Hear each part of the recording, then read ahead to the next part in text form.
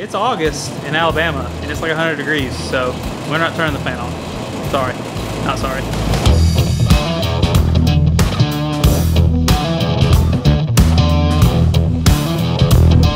Byron's one of those people that actually reads the instructions. I get no power. Why are you gonna power? Get that one fully tightened before you try to put the other one in place? Just to there.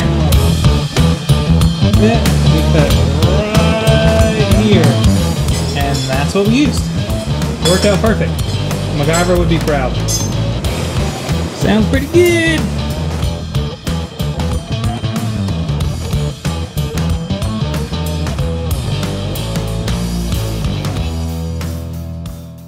Action!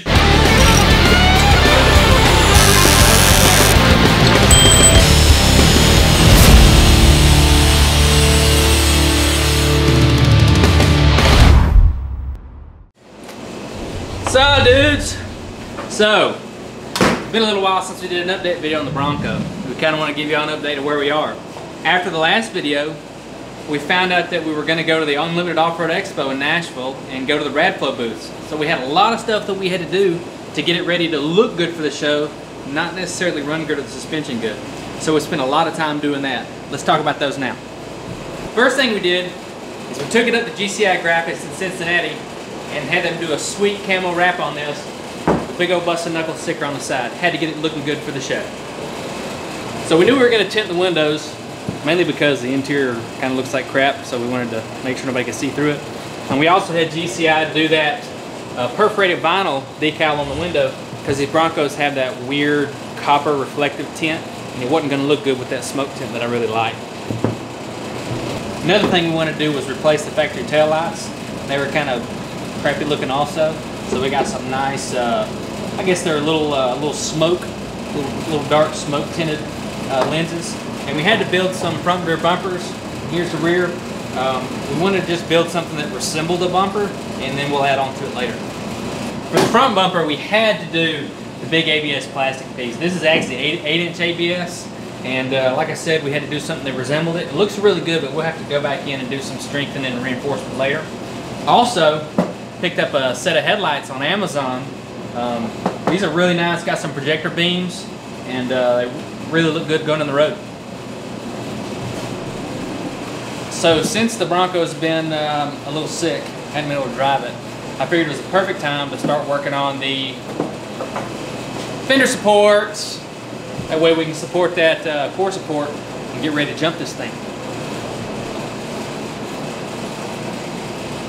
I'm trying to zoom in on any of your welds.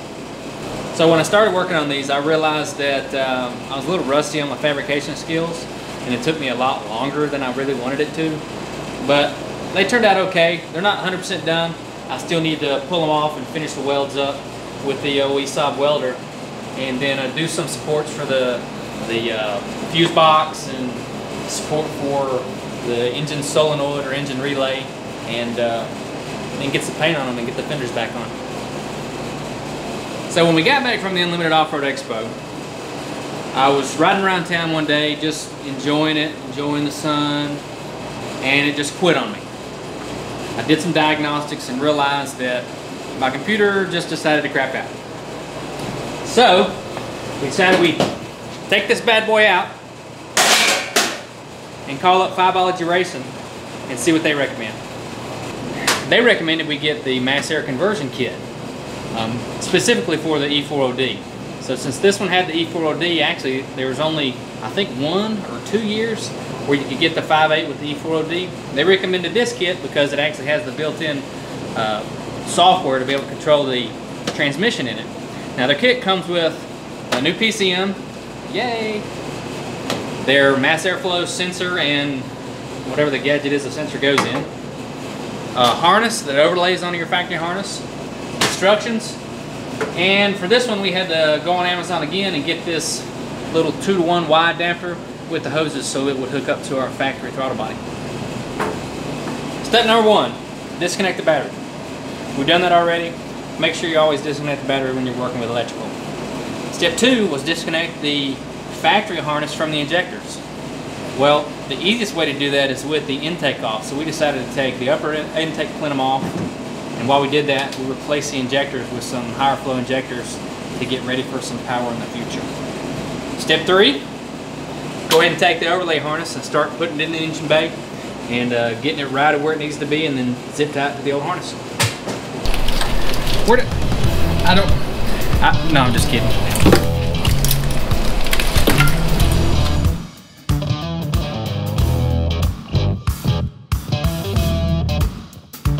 So the Fiveology kit allows for additional horsepower. It's got enough built in where you can do some heads and do some intake modifications later, and the parameters can still make the engine operate. Of course, it won't be optimal, but it still can. One thing we're doing to prepare for that is we're going ahead and replacing the injectors. I believe the factory injectors are 17 or 19 pound, and these are 21s, no, 24s.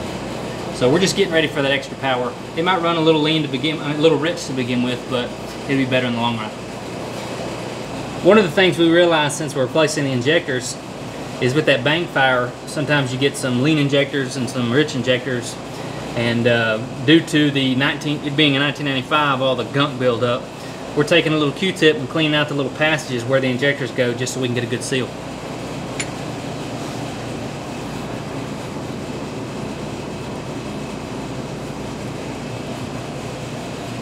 Ew. Lovely.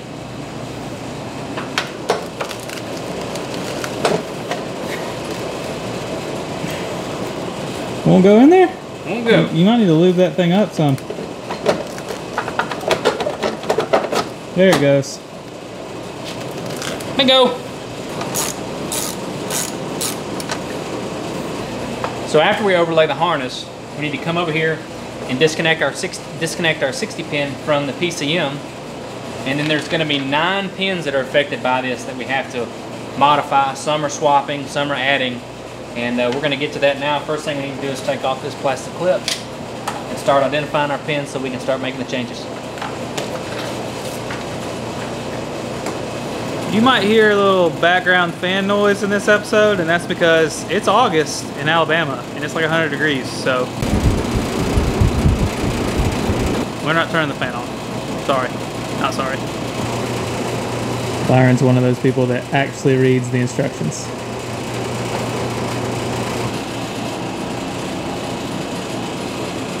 So one thing we had to do was you pull one of the harness wires out of the 60-pin connector, and it's actually a power wire that goes to the new overlay harness. Another thing you do is you pull a pin, or it's an orange color, and you just run it to ground. So they give you everything in the kit to do that. Now there's 9 pins in here that you actually have to drill a new hole in this gray plastic cover, and so there's 9 pins you have to do that for, and there's 11 pins that you have to swap, and then 11 pins that you add with the new harness. So basically it's saying super easy, anybody can do it.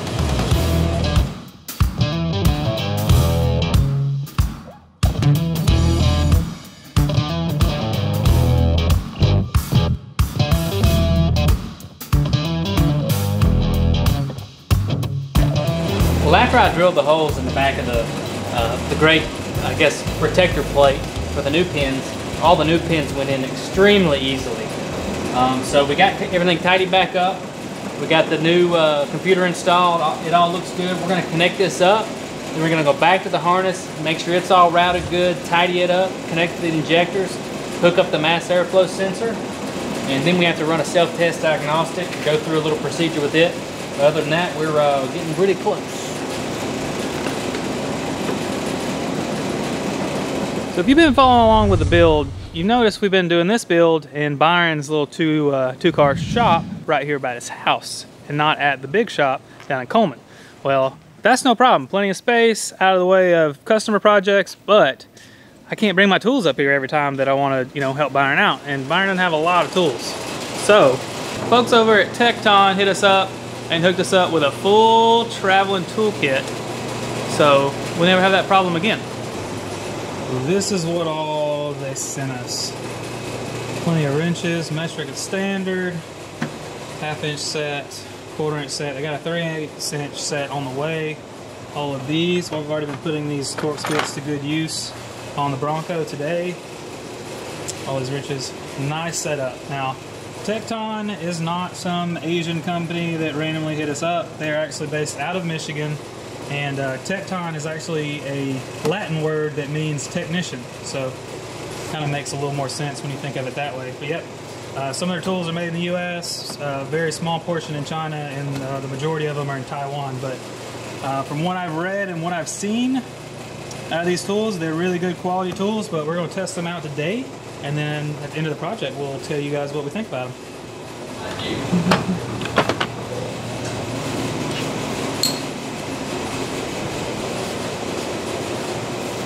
Thank you.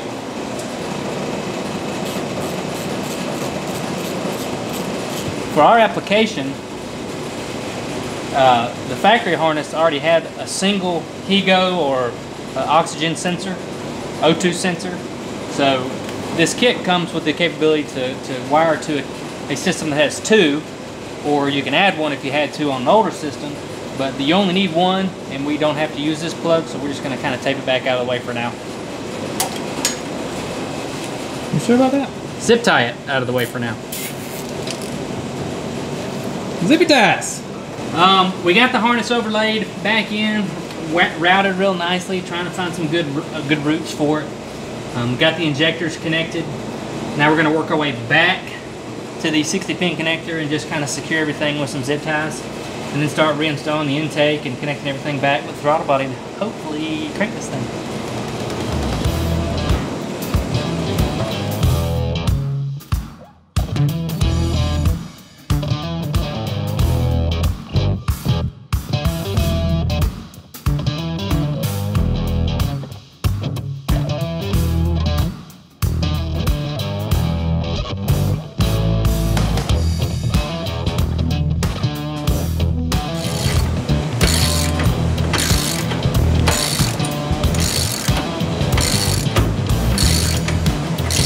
Fully tighten before you try to put the other one in place? Just to there.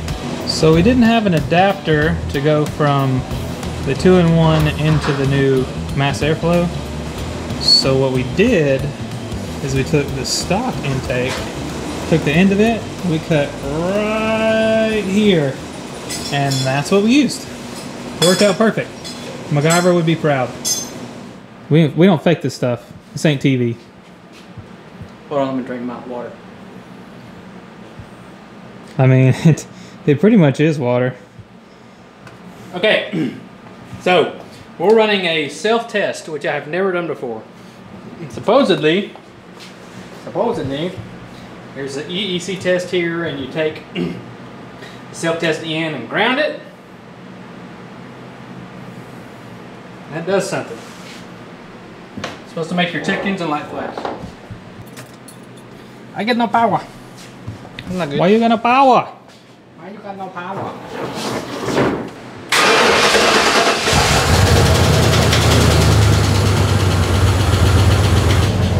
It's alive! It's running! It's running!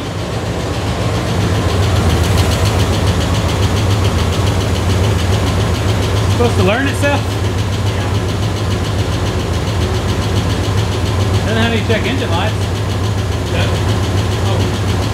Sounds like the new computer is figuring things out. Let it run for a little bit. It's like changing the way it runs completely.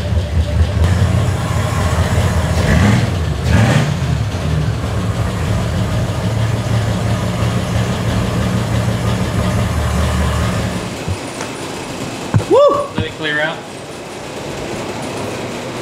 Sounds pretty good.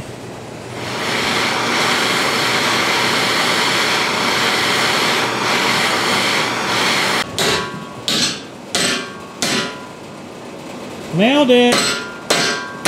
Didn't even have to get out the Thor hammer. But I mean, what's the difference between nailing and hammering? That's true. Nailed it.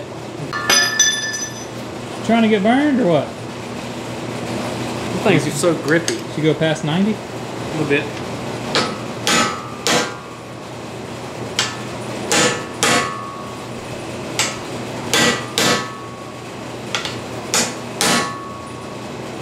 There we go.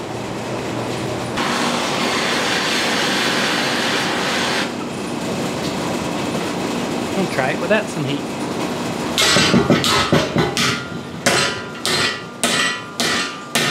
Who needs heat? You don't need no stinking heat. Alright, so we got all the tabs set up. We still got to clearance those, finish weld them, but Byron had to go cut grass, had to take care of the honeydew list, so I'm gonna go ahead and fabricate some so we can get this other side done. That way all we have left is a little bit of work, some shock tuning, and then we're ready to send it. Gotta get this thing moving along. Haven't done anything since March.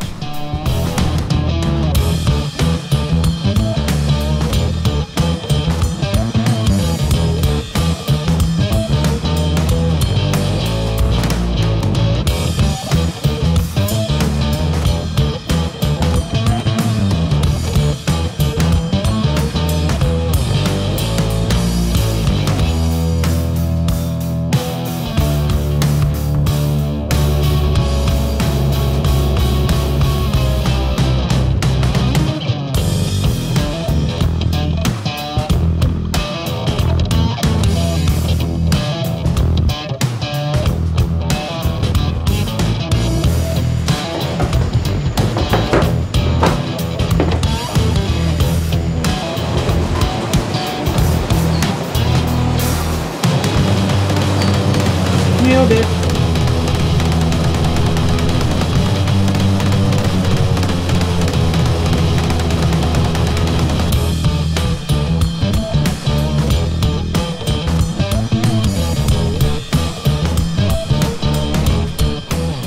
Big thanks to Tack Tools for hooking us all up with these tools, and I'm gonna have these traveling with me all over the place, and there's some pretty good quality tools. I mean, I'd compare them to anything out there, Snap-on, Big Name, whatever.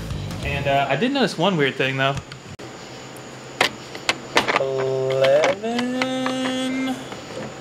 So we got 10. Where is the 10mm? If y'all don't follow me on Snapchat or Instagram, there's a story of that's freaking hilarious. Tekton's got us another 10mm coming. I don't know how we ended up with two 11s in the toolkits, but it was pretty hilarious. These guys have a ridiculous warranty also. I did some research on them. Not only are they in Michigan, so family-owned business, but their warranty is no questions asked. It doesn't matter if you bought these tools at a yard sale, if you stole them from somebody. Don't steal stuff, it's not cool. But all you have to do, get on their website, take a picture of the broken tool, send it in, and they will send you a new one. Like, you can't get much better than that. So big thanks to Tack Tools, and we look forward to testing these out even more in the future. Alright folks, that is it for this episode. Hope you guys enjoyed the update on the Bronco. I know it's been a minute. Don't worry about the 10mm. Tack Tools hook us up with all the 10mm sockets that they make, so we got plenty of spares now for when you lose. We're going to lose the 10mm. That's just always the one that gets lost. But thanks guys for watching. We have a big surprise coming up from Desolate Motorsports for the Bronco that we're going to install on the next episode, and as soon as we're done installing it, we're going to install it really fast. And then it's time to shock tune this thing, take it back to Stony Lonesome, and see how well this big Bronco can fly.